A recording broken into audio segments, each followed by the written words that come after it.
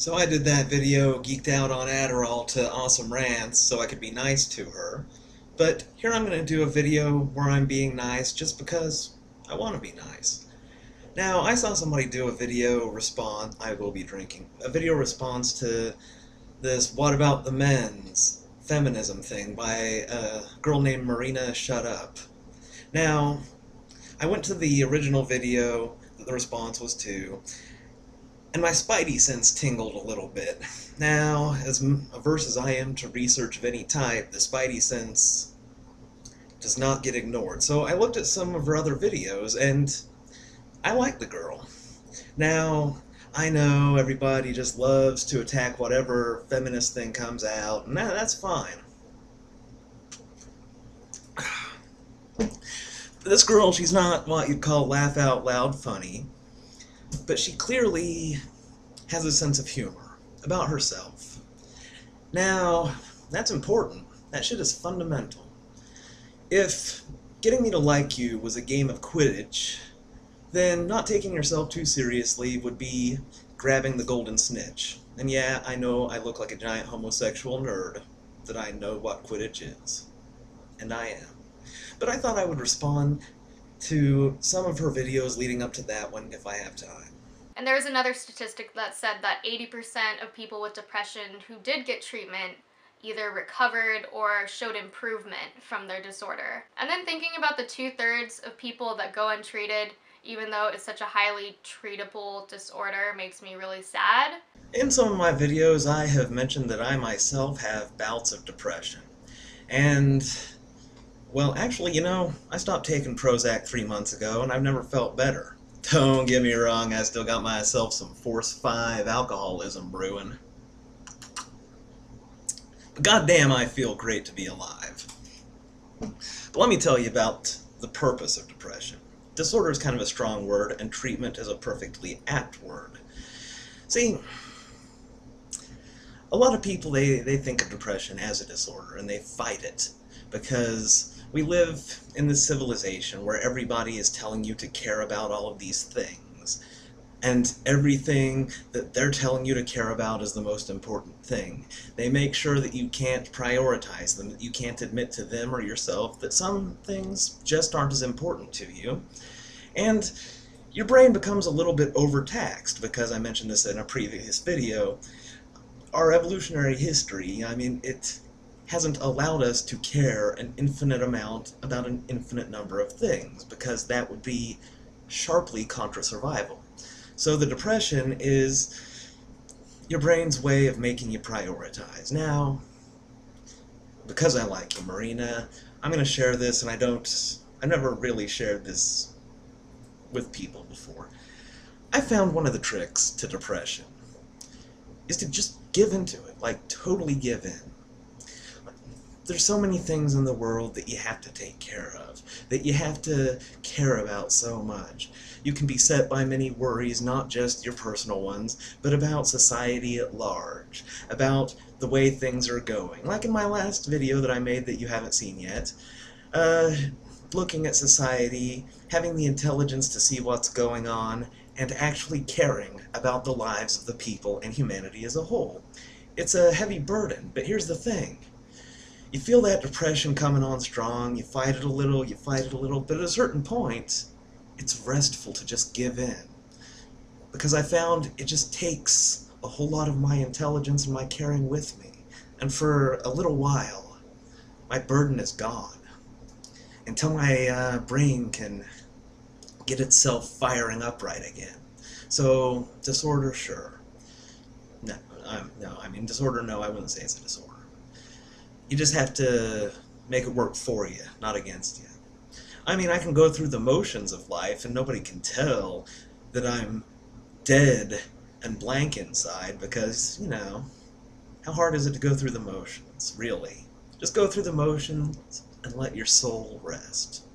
And I think it shows a problem with our society that so many people feel that they can't get help or don't know what to do.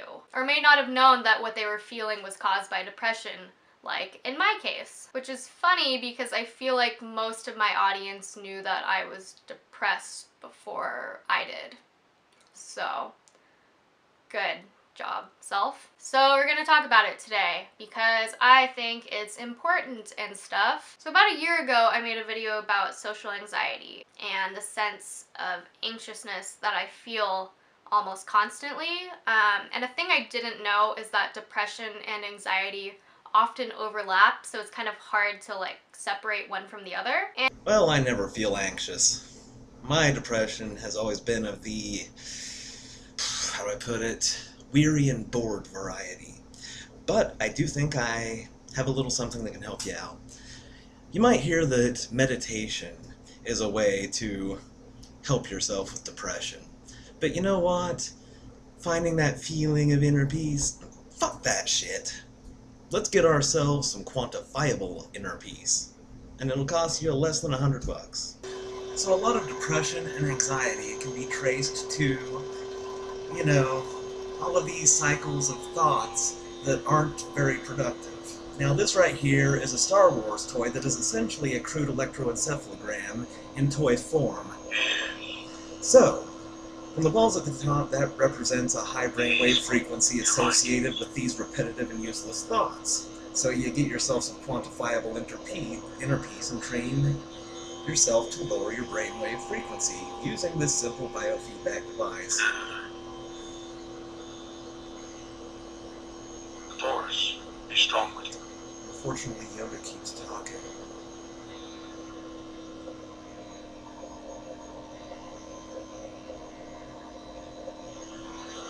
It's actually kind of hard to do when you're making a video.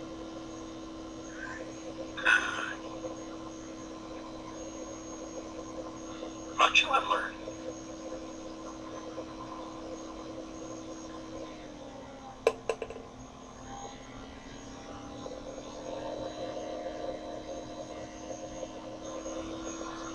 Yes.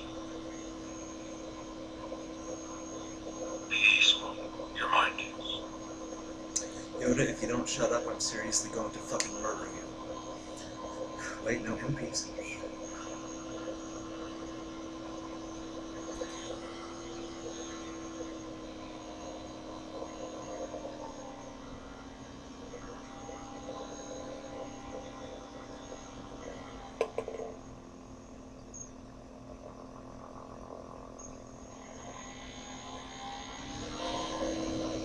See, I got it, but then I started thinking about what I was going to say next, you know, how those thoughts are. But the trick is, while remaining conscious, to keep your brainwaves cycling at a nice low level so that you don't have those repetitive thoughts wearing your brain out.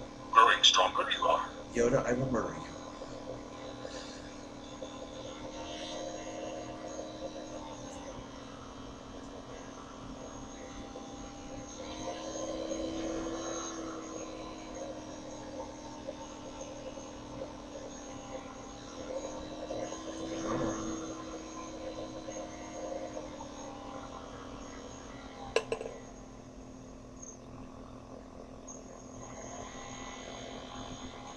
Seems goofy, but you know, these are wondrous times we live in where you can buy yourself a biofeedback device.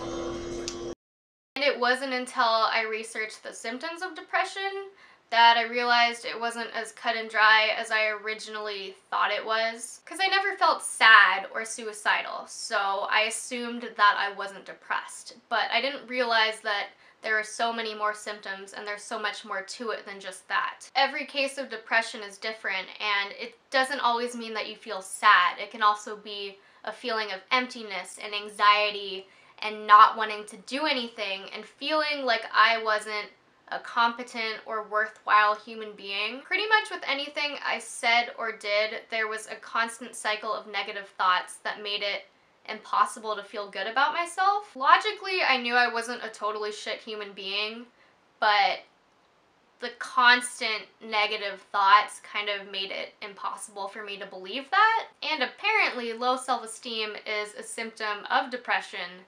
Another thing that I did not know until like 5 months ago. Flash forward to me talking to my psychiatrist about it, and finding a medication that worked for me was legitimately the best thing I've ever done for myself. Like, I think I'm in the best place that I've ever been in my entire life. I feel like I can do things now, and I feel competent. My self-esteem is so much better than it was before, and I feel comfortable with myself, and for the first time, I actually really like myself as a human being. It's funny because, like, my whole channel is kind of, like, dry and sarcastic and pessimistic about life, but I feel like now I'm just disgustingly optimistic about things, which is not a thing that I think anyone really saw coming. For a really long time, I was just like, wow, I'm a really negative and selfish person. Depression is a really selfish disorder because you're so focused on how shitty you feel and like your negative thoughts that it makes it hard to care about other people. But now I can honestly like appreciate and care about the people around me in a way that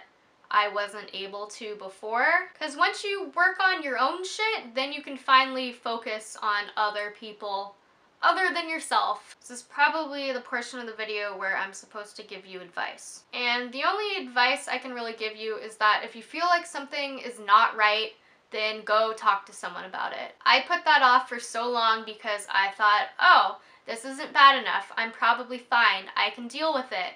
But you shouldn't have to deal with it because there are options and there are treatments, and they can improve your life by so much. It's not cheating or taking an easy way out.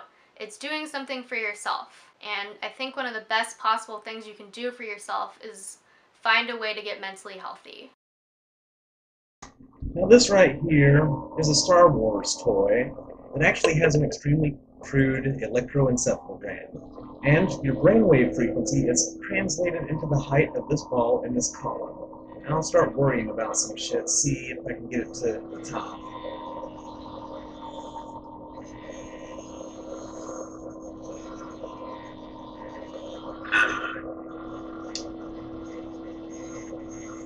Strong you are with the Force. That high brainwave frequency is associated with repetitive thoughts, useless thoughts. So what you want to do is train your brain to cycle down to an extremely low frequency Strong you are. at your conscious command. Alright, and Yoda keeps talking, it makes it very fucking difficult. Yoda, you piece of shit, will you shut the fuck up? I swear to God, I will kill you! Push.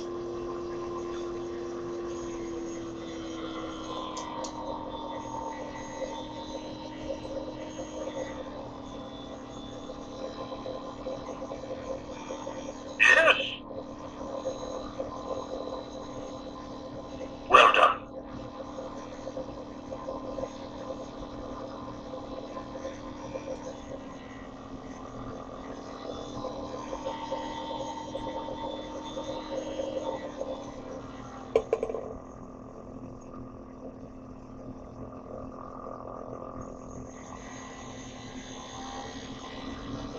The trick is to sustain that extremely low brainwave frequency for as long as you can, Much you have so learned. that you master the discipline of having that fully quantifiable inner peace, even when you don't have this device to quantify it. This is what is known as biofeedback.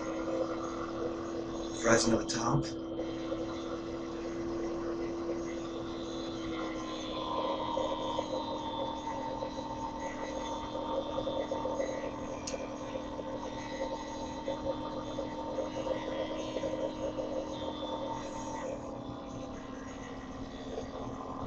Ah shit, son, looks like I'm running out of time because of that bogus copyright request.